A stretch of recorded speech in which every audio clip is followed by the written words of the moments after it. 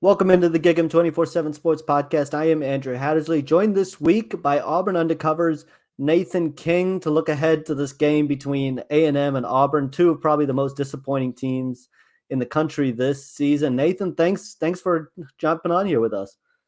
Yeah, of course. It's crazy that this is such a highly anticipated game, especially for Auburn fans. If you had told me 2, 3, and 6 teams, I don't know if there would have been a lot of energy for a game this late in the season, but this is probably their most anticipated home game all season since they hosted Penn State in week 3. So, Man, I was thinking about it this time last year. This was a top 15 matchup between Auburn and A&M.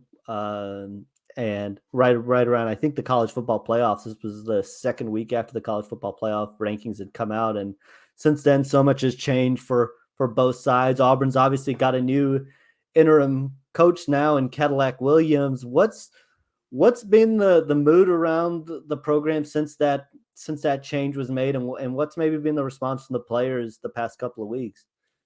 yeah, we were talking about it before we got rolling here today. Yeah. It's sort of a good case study for why you make these decisions during the season.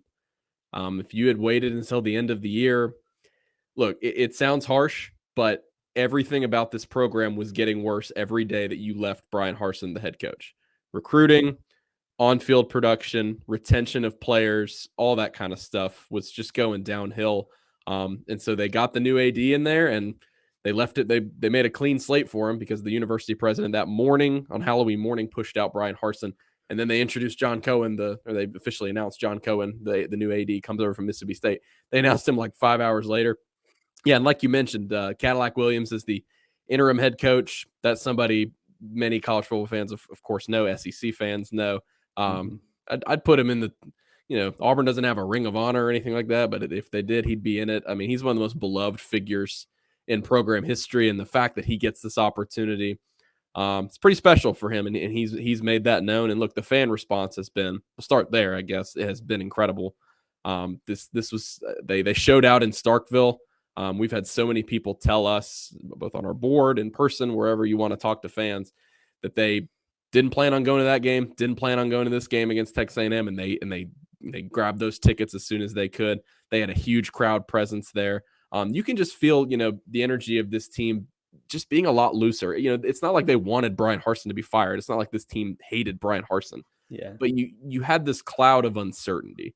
And these, players aren't dumb. They see what's going on. They see it better than anybody. They knew this was coming. They knew Brian Harsin was toast at one point or another. And so for this to just be lifted now, look, they were so dejected after Arkansas, after losing by 3 touchdowns at home. That was Brian Harsin's last game. He got fired 2 days later. They were just so down and out. And I was looking at that team. Look, they host Western Kentucky next week. I'm like, I don't know if this team beats anybody the rest of the season. The mood was that bad. Now you just get guys playing loose. Cadillac even admitted, he's like, I'm not sure I can promise a game. He said that on his first day as interim head coach. Said, I'm not sure I can promise that we're going to go out here and win a ball game.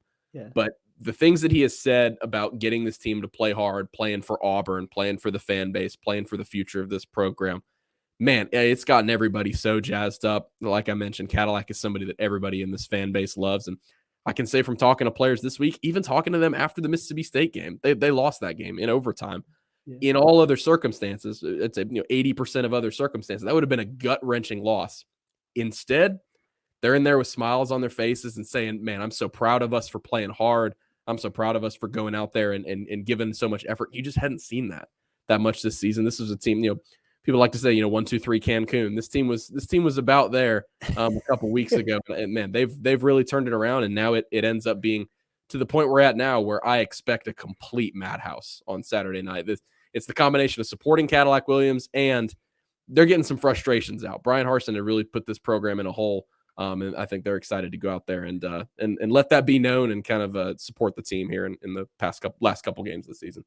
Heck, sometimes honesty is the best policy, right? Say, I just don't know what's going to happen the rest of the year, but let's just go out and play. I know there's so much kind of up in the air when a coaching search gets started, and a new AD comes in, kind of adds another wrinkle to that. Has there been any mention among him as a potential, like as being a potential audition for Cadillac Williams, and among other candidates that they're looking at? Or and you've got to think that at least in some small percentage, it could be. It's worth noting this is Cadillac's first major college job. He was GA at West Georgia, and that's it. Gus Malzahn went and plucked him when he was coaching the Birmingham Iron, because he knew he'd be a great recruiter. It's Cadillac Williams. You got to bring him home when you have that opportunity. He's been great past few seasons. I think Tank Bigsby's production speaks to what he's done the past couple years. He's been a great recruiter for this program. I think more so this is probably an audition to keep him retained. Gotcha. Because the worst thing you want to do is when you bring in a new head coach, say, welcome to Auburn. Here is the list of coaches you absolutely have to retain. You don't want that, but it'll be pretty difficult for the new coach to ignore. Let's say Cadillac wins these next couple games. They only had 3 wins before he started his tenure. Let's say he gets 2 wins. You got to include a game in Starkville. They played really hard. Maybe they give Alabama a little bit of a fight. That Bama's going to blow them out in that game like they always do in Tuscaloosa, but maybe they give them a little bit of fight in that last week and just the recruiting momentum stays up. Look, there are 32 blue chip recruits visiting for this game between 2, 3, and 6 teams. I saw a stat today on Twitter where there are 16 blue chip recruits visiting for a game between Ole Miss and Alabama on Saturday. So, the energy is still there. The recruiting efforts have been really good. Don't know about a head coach position. We're maybe still a ways away from that. Now, if they beat Alabama, come talk to me after that, because that is a complete impossibility. And if he pulls that off, that might turn the whole thing on its head. But I think more so this is about making sure, that he is in place to be on the next staff. And I can't really, even if they lose every game, I can't foresee the next head coach coming in here and looking at the way the players respond to him, how great of a recruiter he is and how beloved he is by not only the fan base, but, people in that building, and saying, I'll just bring in my own running backs coach. I think he's probably already done enough to be on the next staff, but it'll be a continued audition probably these next few weeks. No doubt, having some familiarity around for those kids probably helps as well. Have there been a lot of differences you've noticed, maybe schematically or in their messaging since Cadillac took over? I know it's only been a couple weeks or one game, but were there some differences you noticed this past weekend? Sure. Simplicity was the name of the game, and Cadillac's even said as much. He admitted it in the game planning. As much as maybe Mississippi State might have latched onto that, he said, we're not going to make things too difficult for these offensive players. Of course, it's worth mentioning. I haven't mentioned it yet. The offensive coordinator got pushed out when Brian Harsin did. Eric Keesaw, Brad Bedell, the tight ends coach, he also got pushed out. And so, Keesaw was your play caller. It went, obviously, the head coach is pretty involved in that aspect, but Keesaw was your primary play caller. And so now the co-play calling duties are split between the offensive line coach, Will Friend, and the wide receivers coach, Ike Hilliard.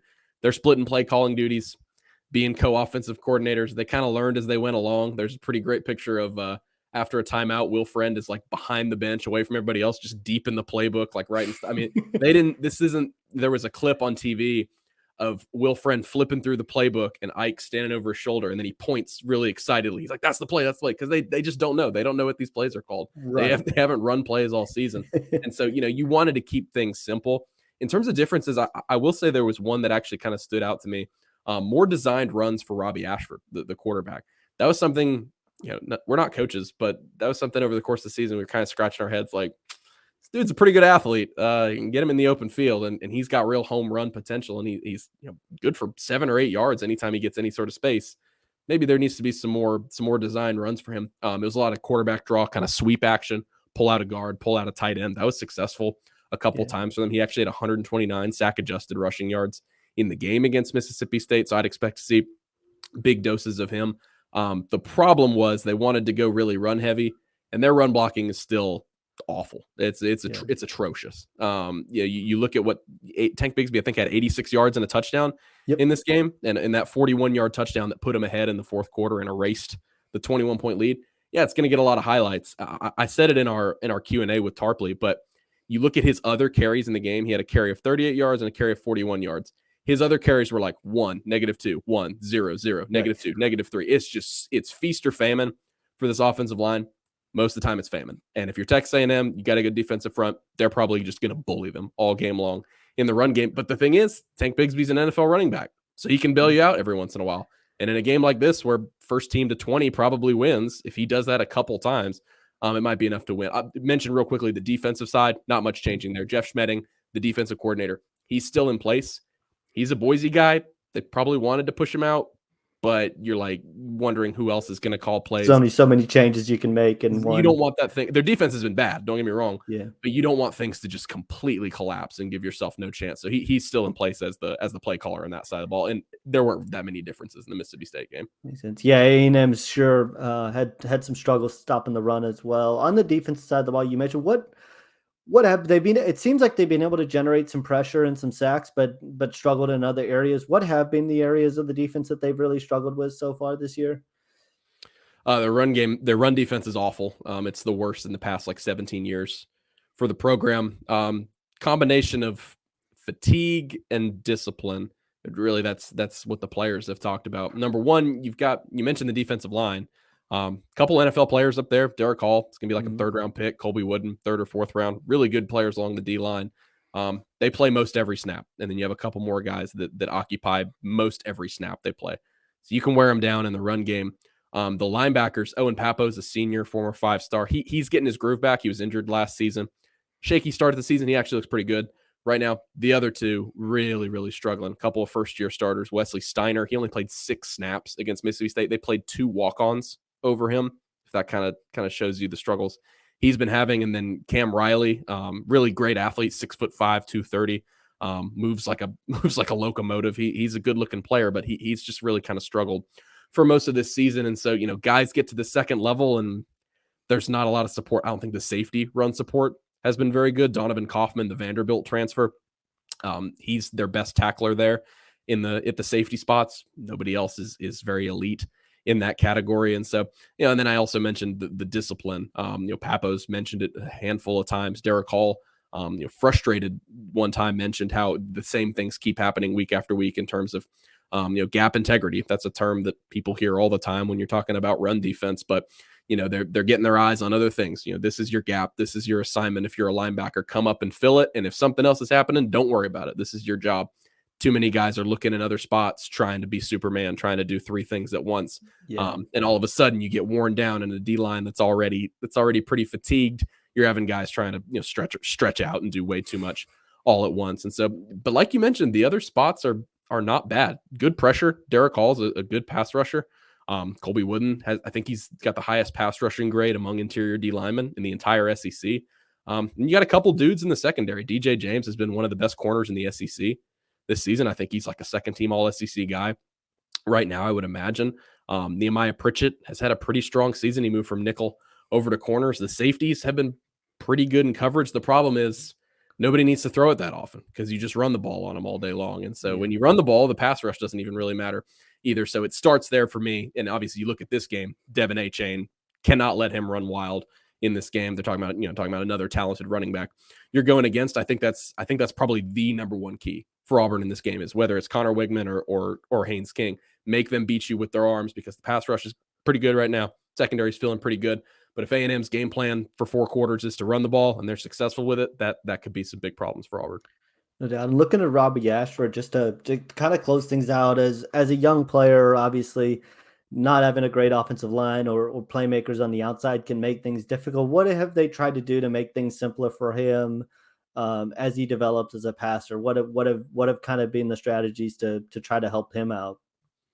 For starters, you look at the quarterback timeline this season. Yeah. Brian Harsin wanted Zach Calzada. He wanted him to be the guy. Comes in combination of a lingering injury and the fact that he was just really bad in fall camp. I mean, he ended as the number 3 guy. He still had a little bit of an injury, but they were just kind of overwhelmed by how unproductive he was, and it really kind of threw their whole quarterback situation for a loop. You name a guy, your starter in TJ Finley, who just doesn't give you a lot, not very athletic, not very accurate. I think, a lot of people saw that last season when he took over for Bo Nix. And so, a lot of us kind of theorize in the preseason, knowing that point, knowing the second point, then you look at a guy like Robbie Ashford and you're like, he's got a lot of tools. He's fast. He can make some downfield throws. He's very raw. He plays a lot like a baseball player. He's got the worst completion percentage on short yardage throws in the entire Power 5. He'll just sail screen passes. He'll sail, 2-yard outs to the receiver. So there's a lot he has to work on in that regard. But like you mentioned, he gives you the threat of some big plays. And whether it's with his legs, he had 2 scramble touchdowns, one for 19 yards, one for 20 yards against Mississippi State. I will say, to his credit, number one, hasn't turned the ball over in 2 games. He had more fumbles than anybody in college football through like 6 weeks. He had 8 fumbles. He hadn't lost all of them, but in terms of losing the ball, it was pretty bad in that department. Hasn't done that in 2 games. That's good for him. And he's getting a lot more assertive in terms of scrambling. If he sees an opening, he's going for it. When he hesitates, that's a lost play. He's just going to throw it away, and Auburn will be, behind the chains on first or second down. And so there's a lot of tools. If things go well for him, he has an opportunity to be a good quarterback. He was good against Arkansas. He's really good against LSU. His completion rate is going to be low. Like, Auburn fans have just kind of accepted it. He's going to complete 48% of his passes in games because of throwaways and inaccuracy near the line of scrimmage. It's low. I don't think that tells the whole story necessarily. When he's able to break things down and get outside the pocket, he can find guys downfield pretty often. The problem is their pass protection's fine, but they just don't have any dudes at receiver. Javarius Johnson, number 6, if you're Texas A&M, that's the guy you have to key in on. He's been their most explosive player. Other than that, a lot of inconsistencies. You've had good games here and there from some of those guys, but I mean, you've got one mid to high level SEC receiver in this receiving core right now. Nobody else has really stepped up. The tight ends have been okay. Not much yardage to speak of there. And so, the name of the game is going to be, again, keeping things simple. Like we talked about earlier, there were a lot of designed runs for him that worked really well against Mississippi State. So if he goes close to 100 yards again in this game, maybe Tank Bigsby around 100 yards, and they've got no turnovers, I think that probably ends up being an Auburn win, because you look at what they did against Mississippi State, and if they avoided some of those early mistakes on defense, getting gashed on the first couple drives, they had a kickoff return go for a touchdown. If they avoid that, they win that game. It was a good game plan for this new staff, and so I think it's one they can stick to on Saturday, especially in front of a home crowd that'll probably give them a little bit of a boost. No doubt. It feels like whichever team doesn't turn the ball over, will kind of make, because neither team feels like it's good enough to really overcome that. And so the good news, I guess, is somebody's going to break a 5-game losing streak on Saturday night, whether you're Auburn or A&M. So it's going to be interesting to kind of see. Both teams need to win out to get to a bowl game. Nathan, thanks so much for joining us. Yeah, no problem. Appreciate you guys having me on. I'll see you on Saturday.